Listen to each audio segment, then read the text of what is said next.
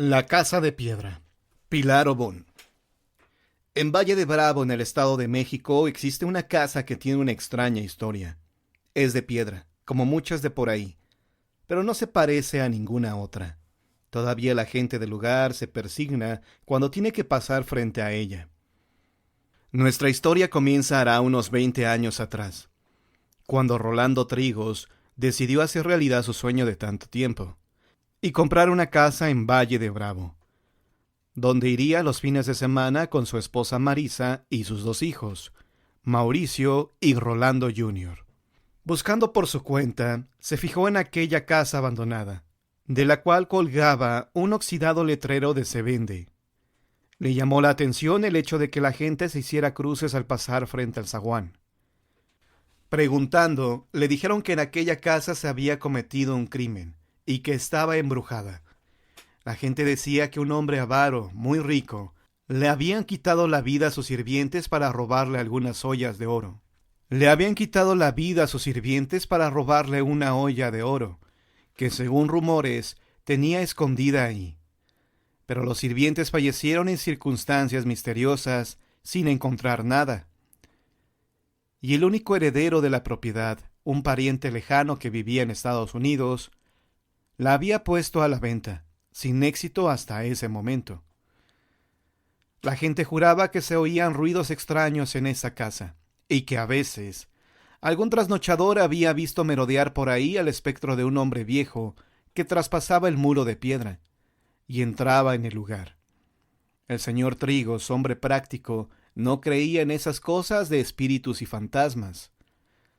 Se comunicó con la agencia corredora de bienes raíces y pidió que le mostraran la casa. Esta se hallaba todavía amueblada y cubierta de polvo hasta los topes. Las escaleras eran un poco estrechas, pero el resto estaba bien, así que negoció y compró la casa, decidido a remodelarla. Pronto, un ejército de albañiles al mando de Eligio Martínez, maestro de obras, se dedicaba de lleno a la renovación de la vieja casa de piedra. Nunca, en ningún momento de la obra, vieron a ningún fantasma, lo cual le sirvió al señor Trigos para corroborar que la siniestra historia de la casa embrujada no eran más que patrañas. Un fin de semana, cuando viajó a Valle para ver los progresos de la obra, le comunicaron que Eligio tenía 2 días sin presentarse al trabajo. Según Remigio, el azulejero, había encontrado algo en una de las habitaciones, y lo había sacado de ahí de noche, sin dejar que nadie lo viera. «Pero yo sé lo que fue, patrón», dijo el trabajador. «Fue la olla de oro del avaro». «Por favor, Remigio», exclamó el señor Trigos, «no me salgas con esas tonterías». El azulejero se limitó a indicarle que lo siguiera. Juntos subieron por las estrechas escaleras y llegaron al cuarto principal. Ahí, en la pared destrozada a mazazos, se veía claramente una forma redonda. «Ahí debe de haber estado la olla, patrón. Vea que no le estoy diciendo mentiras». Un poco agitado, el señor Trigos examinó el hueco. Sus bordes eran perfectos, como si alguien hubiera puesto ahí una olla grande y lo hubiera emparedado después. «Vaya usted a reclamarle», dijo Remigio. «Ese dinero es suyo, patrón». El señor Trigos decidió que no iba a hacer nada por el estilo, y se olvidó del asunto, porque prefirió no creer la historia del azulejero. Asumió la dirección de la obra, y en un mes, la casa de piedra estaba completamente remodelada. La familia se reunió en pleno para inaugurar la casa, dando una fiesta para sus amigos y parientes. La gente del pueblo observaba asombrada cómo la vieja casona embrujada brillaba ahora con sus paredes recién pintadas, su jardín recién sembrado, el zaguán bien barnizado. Esa noche, cuando los invitados ya se habían marchado, el señor Trigos, su esposa y sus hijos salieron al pórtico a tomar el fresco antes de irse a dormir. Era una cómoda verana que daba al jardín. La noche era clara bajo el cielo estrellado, y un concierto de grillos y chicharras amenizaba ese momento familiar. «¿Cómo voy a creer que dicen que esta casa está embrujada?», comentó el señor Trigos, encendiendo un cigarro. «¿Pero y la olla que encontraron, papá?», preguntó Rolando Jr. «No nos consta que hayan encontrado ninguna olla, querido. dijo Marisa, la madre. De pronto, los insectos enmudecieron y la noche cayó en un silencio pesado. ¿Qué pasa?, volvió a preguntar Rolando Jr. Debe de haber algún animal por aquí, respondió su padre. Los insectos se callan cuando se sienten amenazados. Papá, un señor acaba de entrar por la pared, dijo el pequeño Mauricio, señalando hacia el muro de piedra que colindaba con la calle, cubierto ahora por una exuberante bugambilia. La familia miró hacia el sitio indicado, pero todo lo que pudo ver fue una tenue neblina levantándose del césped. Mauricio, no digas mentiras, regañó su madre al niño. No son mentiras, mamá, yo lo vi. Era muy viejo y se veía como enojado, se defendió el pequeño. En ese momento, el padre de familia dio por terminado el asunto, proponiendo que se fueran a dormir. El comentario del niño había estado muy cercano a la descripción del espectro que la gente le había dado y que el pequeño no conocía, cosa que causó en el señor Trigos una leve inquietud. Quizás uno de los albañiles se lo contó, pensó el hombre, y sin reflexionar más, dio por buena esta explicación. La noche se volvió fría. Después de acostar a los niños, Marisa entró al cuarto que compartiría con su marido. Lo encontró mirando por la ventana y lo abrazó por la cintura. ¿Contento? Más que nunca, dijo él estrechándola. Abajo, en el jardín, la tenue neblina comenzó a tomar forma. La luz de la habitación del matrimonio Trigos se apagó. Una hora más tarde, fueron despertados por gritos aterrorizados. ¡Mamá! ¡Papá! ¡Auxilio! Se levantaron presurosos y en unos segundos cruzaron el corredor que los separaba del cuarto de los niños. Rolando Jr. estaba pegado a la pared, blanco como una hoja de papel, mirando impotente a la cama de Mauricio, que se sacudía violentamente, mientras el niño aterrado hacía lo posible por no caer. El señor Trigos se precipitó hacia la cama y arrancó a su hijo de ahí. En cuanto lo hizo, volvió la calma. La familia se reunió en un rincón del cuarto, y Mauricio dijo con un hilo de voz: «Fue el fantasma, papá, te lo juro, él movió mi cama». Quizás por primera vez en su vida, el señor Trigos se quedó sin palabras. No había una explicación racional. No había una explicación racional para lo que acababa de suceder. Sorpresivamente, cuando menos para él, fue su esposa quien tomó cartas en el asunto. «Espectro, déjanos en paz. No vuelvas a tocar a mis hijos», gritó mientras su esposo la miraba asombrado. «Marisa, no vas a creer que...» En ese momento, una de las ventanas que según el señor Trigos había cerrado perfectamente unas horas antes, se abrió con violencia. El aire helado de la noche penetró a la habitación, llevando con él a una especie de nube de niebla. Y ahí, ante sus ojos, la neblina se materializó en la forma de un espectro muy anciano, que de pronto se lanzó hacia ellos. «¡Resistan! No puede hacernos nada», advirtió Marisa. El espectro los atravesó, una corriente fría y húmeda que pasó por un fragmento de pesadilla, para perderse en el muro posterior. Hoy, 20 años después, la familia Trigos sigue yendo a su casa de piedra. Todos han visto el triste fantasma del avaro subir por las estrechas escaleras, entrar por el muro del jardín, desaparecer en las paredes como una sombra. Nunca más se ha portado violento. Ellos han aprendido a convivir con él, y ya no les importa que la gente, al pasar por la casa de piedra, se siga santiguando. ¿Pero qué fue de Eligio, el maestro de obras? Poco después de estos eventos, se convirtió en un acaudalado prestamista. El pueblo murmuraba que el oro que encontró en la casa de los Trigos lo había hecho inmensamente rico. 2 años más tarde, durante una tormenta, un rayo atravesó a Eligio, quitándole la vida instantáneamente y liberando de deudas a toda la gente que le debía. El pueblo dice que fue el justo precio por haberse apropiado de un dinero que no le pertenecía. La casa deshabitada. Aguascalientes. La noche del 25 de marzo del año 2015 acudimos, por invitación de la familia González, a una casa ubicada en la calle Lagos de Moreno, en la colonia Soledad en Aguascalientes. Esta construcción en obra negra es famosa por los fenómenos sobrenaturales que ahí se registraban. La construcción está completamente bardeada y protegida por barandales y portones de gran altura. La superficie de su terreno es de 50 metros por lado. La casa está completamente techada, pero sin enjarre en las paredes y sin pisos de cemento. Lo que más llamó mi atención al llegar a ese lugar fue que varias casas cercanas estaban vacías e incluso algunas tenían letreros de "se vende". Intrigado, entrevisté a algunos de los vecinos que aún vivían en las proximidades de la propiedad. Los relatos de varios de ellos coincidieron. Apenas caía la noche, los sonidos comenzaban.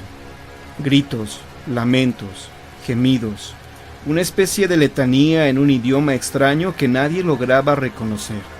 Y quizá lo peor del caso, la figura de un monje que recorría esa casa en obra negra y varias de las casas cercanas, justo a las que estaban vacías. Mientras continuaba con las entrevistas a los vecinos, se acercó a mí un hombre llamado Martín, quien dijo ser el albañil maestro encargado de la construcción de la casa, motivo de la investigación, y que de acuerdo a los datos recabados, había la certeza que la casa estaba poseída.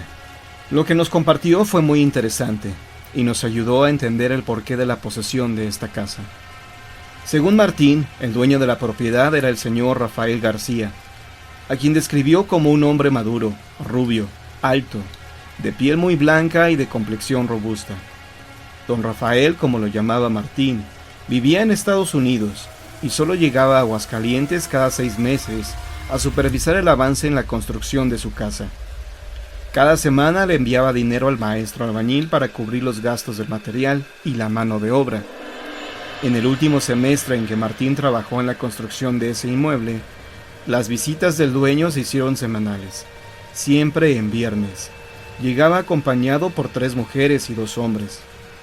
Con tal de que nadie lo molestara durante su estancia, daba el sábado como día libre a los trabajadores, lo que ellos consideraban un gran detalle. Pero cada lunes, después de la visita del patrón, encontraban en las paredes y en los pisos de tierra diferentes dibujos, que por lo que me describió Martín, parecían pentagramas invertidos, así como veladoras derretidas y, sobre todo, un penetrante aroma que no lograron identificar. El aroma era tan desagradable que los empleados debían esperar un rato antes de poder trabajar. En su última visita a la propiedad, don Rafael le hizo una pregunta a Martín que lo desconcertó. «Oye, Martín, ¿crees en el diablo?». Yo contesté que sí, y el señor se echó a reír y me pidió que me fuera. Algo en él cambió ese día, como si hubiera sido desde adentro, nos dijo Martín. Intrigado, Martín ya estaba camino a su casa, pero notó que había dejado su reloj en la construcción, un regalo de bodas de su esposa. Debía regresar por él, si no hasta el lunes podría recuperarlo y no se salvaría de la furia de su mujer. Ya era noche cuando llegó a la construcción. Estaba por entrar cuando notó el brillo de unas luces dentro de lo que sería la sala. Se detuvo y con sigilo espió desde lejos y vio a 6 personas con túnicas y capuchas moviéndose en círculo tomados de la mano. Mascullaban algo que obviamente no lograba entender, ni sabía si se trataba de algún otro idioma. El albañil se dejó dominar por el miedo y decidió marcharse sin su reloj. Martín y los demás albañiles regresaron el lunes al trabajo y encontraron lo mismo.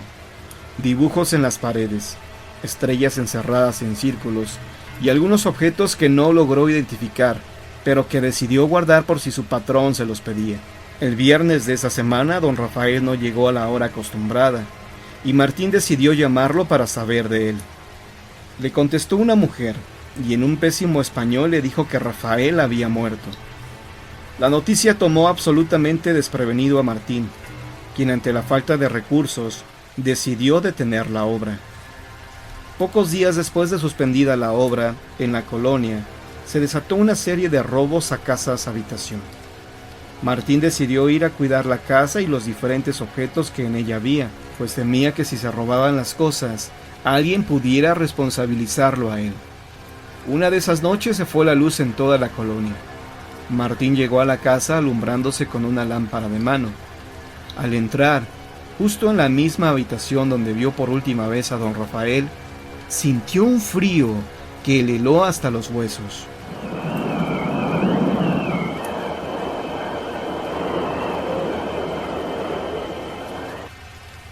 Por un momento fue incapaz de moverse. Inexplicablemente la lámpara se apagó, y así, en completa oscuridad, vio una silueta alta con unos ojos incandescentes que lo miraban. El estado de parálisis causado por la impresión le duró apenas unos segundos, que para él fueron horas. En cuanto las piernas le respondieron, salió corriendo tan rápido como pudo. El albañil jamás volvió a entrar a la casa. A veces, por necesidad, pasaba cerca de ella y el recuerdo lo aterraba. Pronto, el rumor de que en esa casa abandonada se aparecía el diablo se extendió por toda la ciudad. Muchos curiosos se internaban en ella para tener contacto con lo paranormal, pero su estancia nunca duraba mucho después de la medianoche. Hubo incluso quienes terminaron en el hospital por una crisis de nervios. Después de recabadas todas estas referencias, comenzamos la investigación. Entramos a la casa y revisamos detalladamente cada habitación, empezando por la planta baja.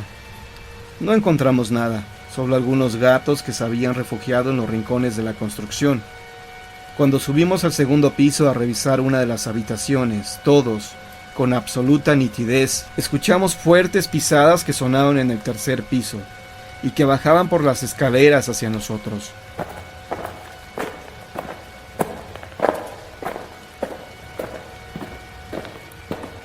Salimos rápidamente para ver de quién se trataba, pero no vimos a nadie.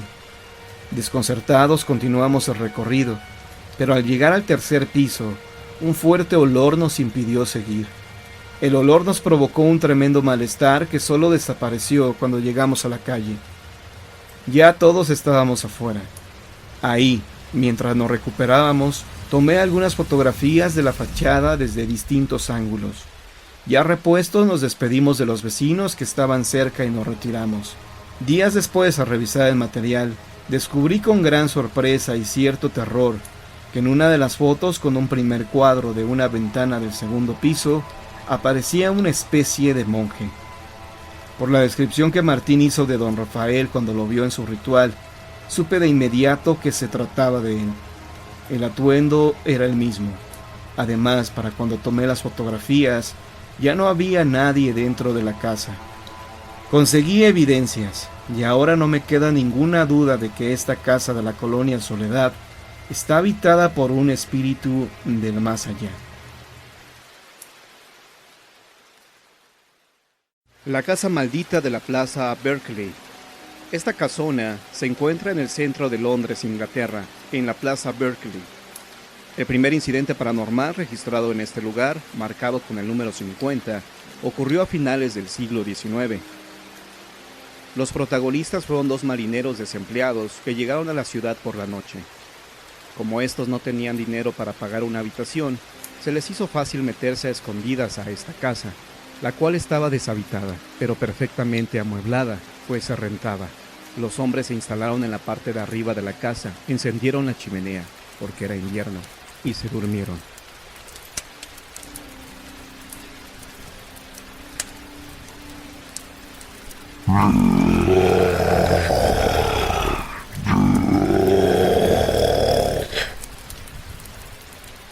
Pasaron unas horas cuando los hombres fueron despertados por unos extraños ruidos.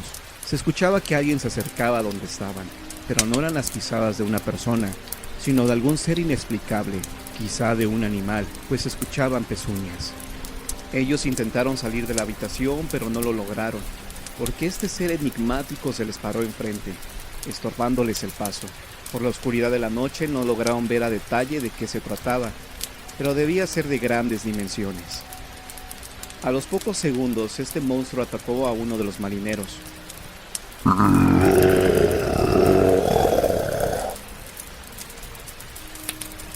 Lo fue empujando hacia uno de los extremos de la habitación. El otro hombre, en lugar de ayudar a su amigo, escapó. No logró llegar muy lejos, pues se desmayó y cayó en la acera. Cuando el marinero recobró la conciencia, vio que la policía ya estaba en el lugar. Ante las interrogantes de los guardias, él les dijo que fueron atacados por un extraño ser, y que momentos antes de que se desmayara, escuchó que una de las ventanas se había hecho añicos. Lo que no sabía el marinero es que ese sonido representó el fin de su amigo, pues el monstruo lo arrojó por la ventana hacia el vacío, ensartándose en una reja que estaba afuera. La policía no le creyó al marinero su versión. Tiempo después, esa casa fue habitada por el señor Bentley y dos de sus hijas, una de ellas comprometida con el capitán Kenfield. Las manifestaciones paranormales ocurrieron al poco tiempo de estar viviendo ahí. La sirvienta tuvo un ataque de nervios severo cuando, al estar arreglando la habitación para visitas, vio a un extraño ser. Ella pegó un fuerte grito. El señor Bentley junto a sus hijas fueron a socorrer a la pobre mujer. La encontraron en el piso enroscada, presa del pánico. Fue necesario llevarla a un hospital, donde murió al día siguiente. Sus últimas palabras fueron: "No dejen que eso me toque". El prometido de la hija mayor del señor Bentley, el capitán Kenfield, se enteró de este incidente. Pidió quedarse en la misma habitación donde la sirvienta había sufrido su experiencia aterradora. Para esto, el capitán tomó las medidas pertinentes. Llevó consigo una pistola para hacer frente a lo desconocido. Después de la medianoche se escucharon gritos del capitán. Y también se escuchó un disparo. Rápidamente el señor Bentley entró a la habitación y encontró al capitán en el suelo con los ojos desorbitados, con un gesto de terror en su cara. Había muerto. A un lado estaba el arma humeante por la detonación. No se suicidó, pues su cuerpo no tenía heridas de bala. De acuerdo al médico que revisó al cadáver, el capitán había muerto por una fuerte impresión de espanto. La historia de esta casa aparentemente no manifestaba nada sobrenatural, salvo algunas muertes trágicas, pero estas ocurrieron tiempo después de los casos citados.